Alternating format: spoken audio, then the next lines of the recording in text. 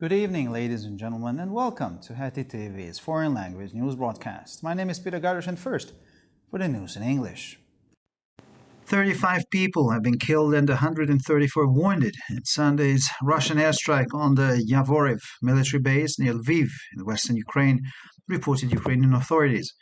It was the westernmost target so far in Russia's war against Ukraine. Just 30 kilometers from the Polish border, the base is a training ground, an international peacekeeping and security center, and NATO trainers have been frequent visitors. The Ukrainian authorities say it is not yet known whether foreign trainers were there at the time of the attack. The Ukrainian defense minister said it was investigating the circumstances and the damages. Lviv governor Maxim Kozitsky said Russian warplanes fired about 30 missiles at the base, several of which were intercepted by Ukrainian air defense. Israeli Prime Minister Naftali Bennett spoke by telephone with Ukrainian President Volodymyr Zelensky, the Prime Minister's office said. The conversation lasted more than an hour and discussed ways to end the fightings in the Ukraine and Israel's efforts in this regard. In a tweet, Zelensky said, "I asked for help to release the imprisoned mayor of Melitopol and local public figures." The talks came after Zelensky said he had suggested to Bennett that Jerusalem should host the ceasefire talks between Ukraine and Russia, and said that Israel could play an important role in the efforts to end the war. The Polish leader says Russian President Vladimir Putin has already lost the war in Ukraine politically and is not winning it militarily either. Speaking to the BBC, Andrzej Duda said that the Russian invasion of the Ukraine is an operation on a scale not seen since the Second World War, and that the Russian forces are overwhelmingly outnumbered by the Ukrainian army, yet are currently unable to win. Asked whether NATO should intervene if weapons of mass destruction were used, the Polish president evaded the question by saying that everyone hoped that Putin would not use any such means, chemical, biological, or nuclear. But if this was to happen, it would be a turning point, and NATO would have to think seriously about what to do next, because that would create a dangerous situation not only for Europe, not only for the narrow Central European region, but for the entire world, said Andrzej Duda. Italy wants to maximize gas prices in the European Union. Energy Transformation Minister Roberto Cingolani said this to Sky TG24. "We're already at €80 per megawatt hour, double what we were paying a year ago," pointed the minister out, adding that the EU is a big enough market to influence gas prices, but one country is not enough. The minister said that by setting the price of gas, they also influenced the price of electricity. Italy, which gave up nuclear power in the 1980s, is now paying the price for not diversifying into energy production. Other EU countries have not limited themselves to gas and some renewables like we have. Now we have to diversify. We have to catch up quickly. Well, we have to get gas from other regions in the world, said Cingolani. And finally, for the weather, clouds are expected to thicken slightly in the evening. Tomorrow, variable clouds of gradually increasing thickness are expected to drift over the country. The temperatures are expected to be between 2 and 5 degrees Celsius in the morning and between 12 and 15 degrees Celsius in the afternoon hours. For further news, please visit our websites at www.hetitv.com or broadpress.com. Thank you for your attention. So much for the news in English, and now for the news in German.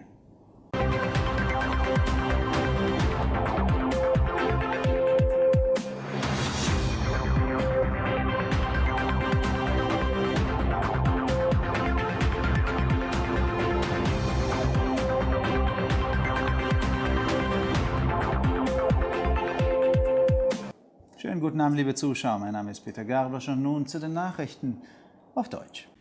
Bei einem russischen Luftangriff auf den Militärstützpunkt Yavoriv in der Nähe von Lviv in der Westukraine wurden am Sonntag 35 Menschen getötet und 134 verwundet, wie die ukrainischen Behörden mitteilten.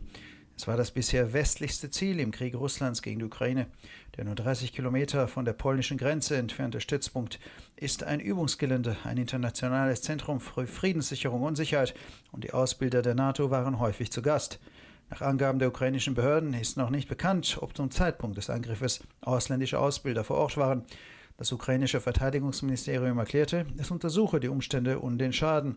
Der Gouverneur von Lemberg, Maxim Kozitsky, sagte, russische Kampfflugzeuge hätten etwa 30 Raketen auf den Stützpunkt abgefeuert, von denen mehrere von der ukrainischen Luftabwehr abgefangen worden seien. Ministerpräsident Naftali Bennett sprach telefonisch mit dem ukrainischen Präsidenten Volodymyr Zelensky, wie das Büro des Ministerpräsidenten mitteilte. Das Gespräch dauerte mehr als eine Stunde und es wurden Wege zur Beendigung der Kämpfe in der Ukraine und Israels Bemühungen in dieser Hinsicht erörtert. In einem Tweet sagte Zelensky, ich bat um Hilfe bei der Freilassung des inhaftierten Bürgermeisters von Melitopol und lokaler Persönlichkeiten des öffentlichen Lebens. Die Gespräche fanden statt, nachdem Zelensky erklärt hatte, er habe Bennett vorgeschlagen, dass Jerusalem Gastgeber für die Waffenstillstandsgespräche zwischen der Ukraine und Russland sein sollte und sagte, Israel könne bei den Bemühungen um eine Beendigung des Krieges eine wichtige Rolle spielen.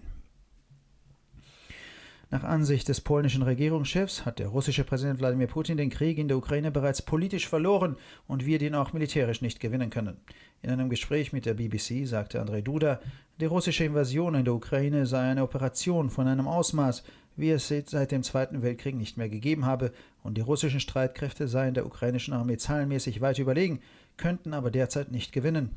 Auf die Frage, ob die NATO im Falle eines Einsatzes von Massenvernichtungswaffen eingreifen sollte, antwortete der polnische Präsident ausweichend, dass jeder hoffe, dass Putin keine derartigen Mittel, weder chemische noch biologische noch nukleare, einsetzen werde. Aber wenn das passiert, wäre das ein Wendepunkt und die NATO müsste ernsthaft darüber nachdenken, wie sie als nächstes tun soll, denn das würde eine gefährliche Situation nicht nur für Europa, nicht nur für die engere mitteleuropäische Region, sondern für die ganze Welt schaffen, sagte Andrzej Duda. Italien will die Gaspreise in der Europäischen Union maximieren, sagte der Minister für Energiewandel Roberto Cangiloni gegenüber Sky TG24. Wir sind bereits bei 80 Euro pro Megawattstunde und damit doppelt so hoch wie vor einem Jahr, so der Minister und fügte hinzu, dass die EU ein ausreichend großer Markt sei, um die Gaspreise zu beeinflussen, aber ein Land reiche alleine nicht aus.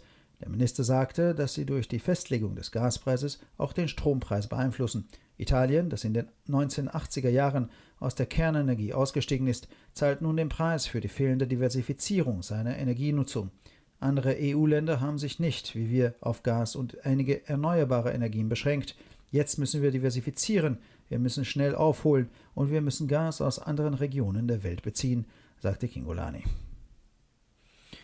Und schließlich zum Wetter. Für den Abend wird eine leichte Verdichtung der Bewölkung erwartet. Morgen sollen wechselnde Wolken mit allmählich zunehmender Stärke über das Land ziehen. Es werden Temperaturen zwischen 2 und 5 Grad am Morgen und zwischen 12 und 15 Grad am Nachmittag erwartet. Für weitere Nachrichten besichtigen Sie bitte unsere Webseiten www.hettitv.com sowie www.breuerpress.com.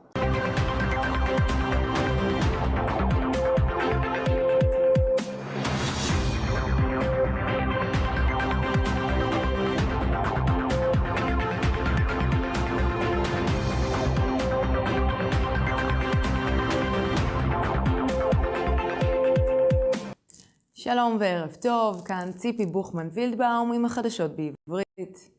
בתקיפה אווירית רוסית ביום ראשון נגד בסיס צבאי ביבוריב היו 35 הרוגים ו-134 פצועים ליד לביב במערב המדינה, כך מסרו הרשויות באוקראינה. זה היה ללא ספק היעד המערבי ביותר במלחמתה של רוסיה נגד אוקראינה. הבסיס נמצא במרחק של 30 קילומטרים בלבד מהגבול הפולני, שם ממוקם מגרש אימונים, מרכז בינלאומי לשמירת שלום וביטחון, ופוקדים אותו מאמני נאט"ו. לפי הרשויות באוקראינה עדיין לא ידוע מי היו שמאמנים זרים בזמן התקיפה. משרד ההגנה האוקראיני מסר כי הוא חוקר את הנסיבות ואת הנזק. משה לביב מקסים קוז'יצקי אמר כי מטוסי קרב רוסים ירו כ-30 טילים לעבר הבסיס, וכמה מהם יורטו על ידי ההגנה האווירית האוקראינית. ראש הממשלה נפתלי בנט שוחח בטלפון עם נשיא אוקראינה ולדימיר זלנסקי, כך נמסר מלשכת ראש הממשלה. השיחה נמשכה יותר משעה והיא על הדרכים לסיים את הלחימה באוקראינה ומאמצי ישראל בנושא זה. זלנסקי אמר בציוץ, דיברנו על התוקפנות הרוסית ועל הסיכויים לשיחות שלום.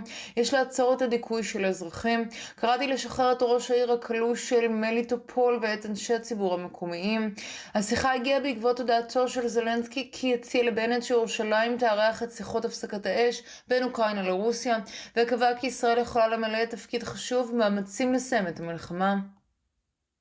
לדברי ראש המדינה הפולני, נשיא רוסיה ולדימיר פוטין כבר הפסיד במלחמה באוקראינה מבחינה פוליטית ואינו מנצח מבחינה צבאית. בשיחה עם ה-BBC אמר אנדז'י דודה כי הפלישה הרוסית לאוקראינה הייתה מבצע חסר תקדים מאז מלחמת העולם השנייה, וכי הכוח הרוסי גדול בכמה ממדים מהצבא האוקראיני, אך בכל זאת אינו מסוגל לנצח.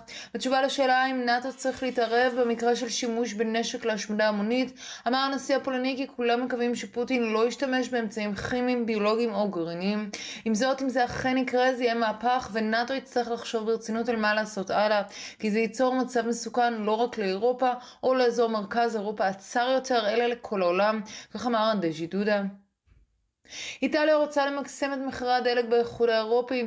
רוברטו צ'ינגולני, שר להמרת אנרגיה, אמר לערוץ סקאי TG24, אנחנו כבר בגובה מחירים של 80 יורו למגוואט לשעה, כפול ממה ששילמנו לפני שנה.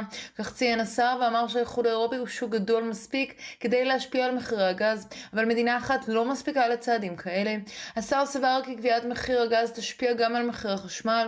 איטליה, שהתנערה מכוח גרעיני בשנות ה-80, משלמת כעת על אי גיוון ייצור האנרגיה שלה.